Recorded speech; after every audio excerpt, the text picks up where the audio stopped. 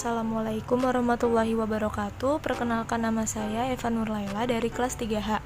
Di sini saya akan melakukan praktikum tentang pengaruh deterjen terhadap perkecambahan. Tujuannya yaitu agar kita tahu apakah pengaruh deterjen terhadap perkecambahan kacang hijau.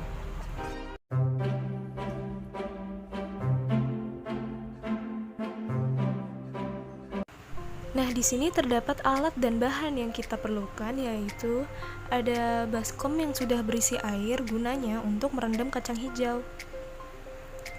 Lalu yang kedua, ada gelas yang sudah diberi label konsentrasi untuk larutan deterjen.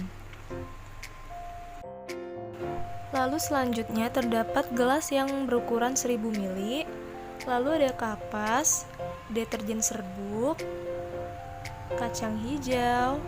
Lalu ada gelas untuk menakar, ada aluminium foil, penggaris, dan sendok teh. Langkah yang pertama yaitu kita akan merendam biji kacang hijau secukupnya ke dalam baskom yang sudah berisi air. Biarkan rendaman kacang hijau selama beberapa menit. Sedangkan kacang hijau yang kita pilih dalam percobaan ini yaitu kacang hijau yang tenggelam. Apabila ada yang mengapung, maka tidak kita gunakan dalam percobaan ini. Langkah yang kedua yaitu kita mulai masukkan kapas ke dalam gelas yang berukuran 500 ml yang sudah diberi label nomor 1 sampai 6 dan label kontrol seperti air ledeng atau air PDAM.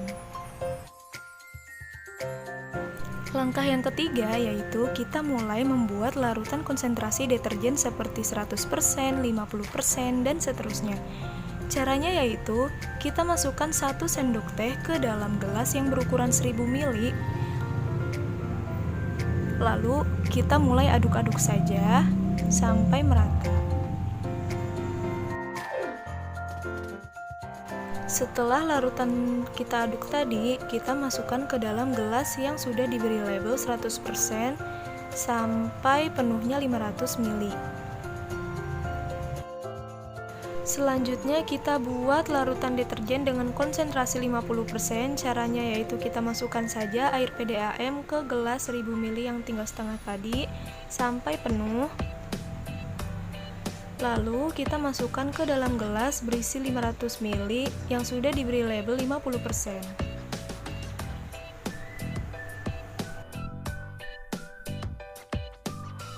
Nah, sekarang larutan 50% sudah kita dapatkan. Sekarang mari kita buat yang berkonsentrasi 25%. Caranya masih tetap sama. Kita masukkan saja air sampai penuh. Lalu kita masukkan ke gelas yang konsentrasinya 25% sampai 500 ml.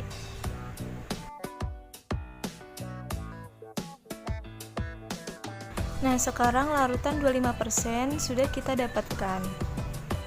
Lalu selanjutnya kita membuat larutan dengan konsentrasi 12,50%. Caranya masih tetap sama, kita isi dengan air PDAM.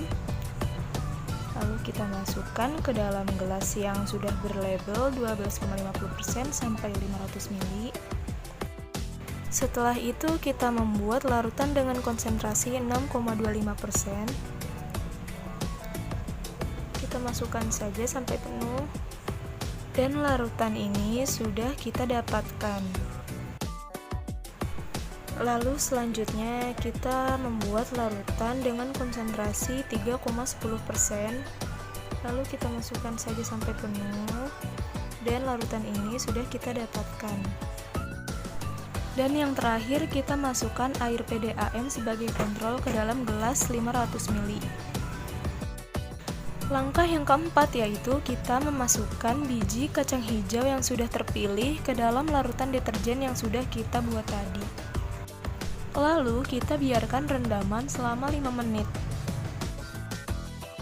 Setelah kita tunggu selama 5 menit, maka biji kacang hijau ini kita pindahkan ke dalam gelas yang sesuai di atas tisu atau kapas. Misalnya kita ambil kacang hijau dari gelas larutan 50%, maka kita pindahkan ke gelas yang berlabel nomor 2. Dan ini adalah kacang hijau yang sudah kita pindahkan ke dalam gelas yang berisi kapas.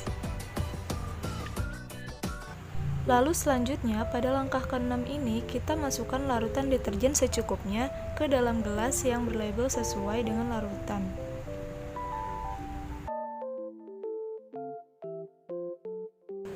Lalu selanjutnya, pada langkah ke-7, kita tutup semua gelas menggunakan aluminium foil supaya cahaya tidak dapat masuk. Nah, ini semua sudah kita tutup menggunakan aluminium foil. Sekarang kita tunggu selama 24 jam untuk mengamati pertumbuhan kacang hijau ini. Nah, ini adalah hasil yang sudah kita tunggu selama 24 jam. Dan ini hasil setelah kita tunggu lagi selama 48 jam.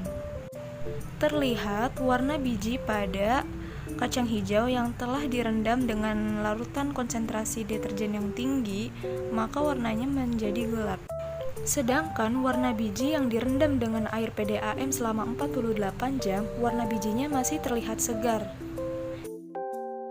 Dari hasil pengamatan yang telah saya lakukan, dapat disimpulkan bahwa deterjen sangat berpengaruh terhadap pertumbuhan perkecambahan kacang hijau, karena deterjen mengandung bahan kimia yang sifatnya mencemari lingkungan dan tumbuhan.